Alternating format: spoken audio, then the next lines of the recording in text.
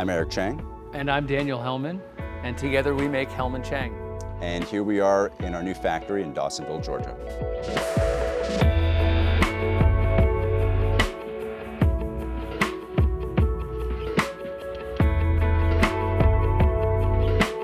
Our pieces are definitely meant to last forever. I think that's one of the points that we make in terms of the pride that we take in the quality and the process. Yeah, that's one thing that we focused on early on, was how to marry time-honored traditional techniques with modern sleek design, and how to have that be not disposable furniture, have that be furniture that can last forever. Hellman Chang started, honestly, just two young kids that were friends in middle school and high school, and had this idea to just make some furniture in my parents' garage in suburban Maryland. We met in sixth grade math class, actually, became fast friends. Yeah, tinker around in dad's garage. We kind of realized that we both had similar passions with art and design. We one day went to Home Depot, bought some cheap tools and a book, and went at it, started cutting our teeth. You know, shaker style woodworking, hand-rubbed oil finishes, hand chiseled mortise and joinery, just kind of fell in love with that process. Fast forward, moved to New York after graduating, and man, we missed those summers in the garage making things. So we went on Craigslist and we found this co-op wood shop. Well, pretty expensive hobby. Yeah, I would say. You know, we opened up a joint checking account, we're putting our paychecks in it, paying for the rent, paying for wood and all that, and we said, man, we gotta start selling this. And a little New York apartment can only hold so much furniture. Right.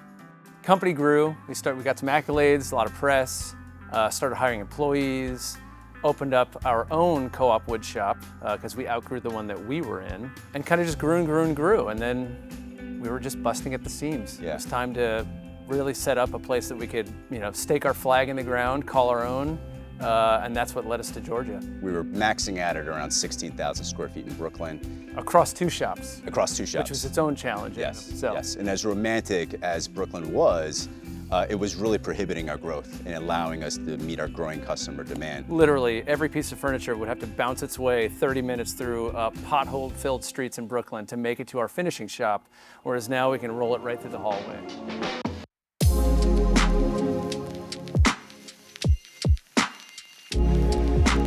It was tough for me to leave New York, but once I was down here, once I came through the area, it felt like a really natural fit for us. Yeah, there's a rich manufacturing history in kind of the North Georgia area, so we felt pretty confident that we would find craftspeople that would understand our vision and want to join us, and so we've been successful with doing that ever since we made the move about 3 years ago.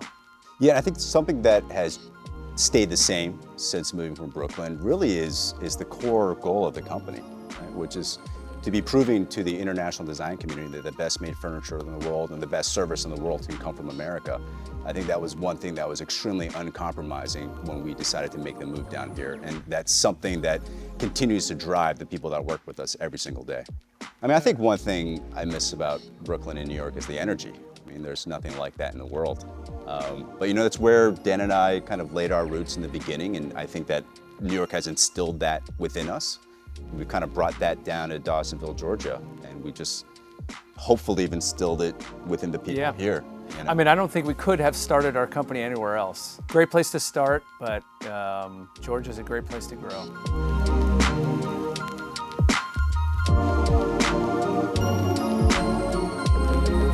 I think one thing that's really important to me is, and that I have a lot of pride in, is the fact that I and Eric feel a sense of responsibility to the people that we employ. It's the people behind all this that make it happen day in and day out.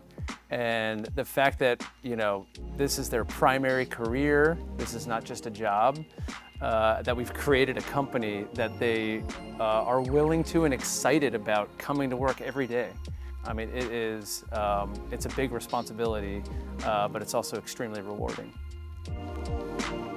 I think that when you're making furniture of this caliber, of this level of quality, it's extremely important that these people come in and they love doing what they're doing, that they're passionate about it, that they enjoy it. Because if they aren't, it's going to show in the end product. So the pieces largely start out very conversational in solving a problem and creating something very unique and special for a particular client. Yeah, so after that client meeting, we're going to put it through our engineering, where we're going to really understand what the customer's wanting and see how our pieces can accommodate that. Probably one of the most critical steps is wood selection. That's the first thing we do. We stock a lot of our raw material. Our main material is wood, solid wood. And so we've trained our craftsmen to read that wood and understand the parts that need to be created from it. They're understanding, well, should this be a leg? Should this be a top? How should it all work?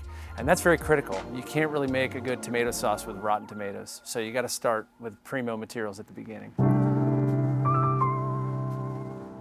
Not everything's cut on the CNC machine that we have.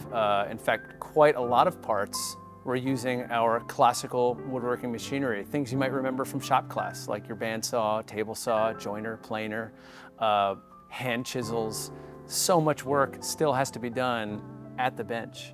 Once we've got all that, we're going to be assembling things. A lot of care and craft goes into that. So after fabrication, it goes straight into our finishing department, where it is white wood sanded, all the surface is meticulously prepped, and then it goes right into staining and finishing. So at that stage, our head finisher is mixing the stains, following a very strict finish step board to make sure that the colors look accurate, and then it's carefully top coated, glazed, and sealed. And really that final preparation happens in there to make sure everything looks absolutely perfect. Then it goes into our final assembly department, and the piece all gets put together. We have our hero shot. It's the moment of truth. And I typically try to photograph every single piece before it leaves, because we rarely ever make the same piece twice. We've got a team that is passionate about what they do. They're passionate about the product that they're making. They enjoy the process. They love the process. You know, they're in it because they fell in love with that at an early age. And I think the end result is artistry. You know, hopefully that's what the end result is. And we love hearing from our clients that what we make is art. And that, I think that's the goal.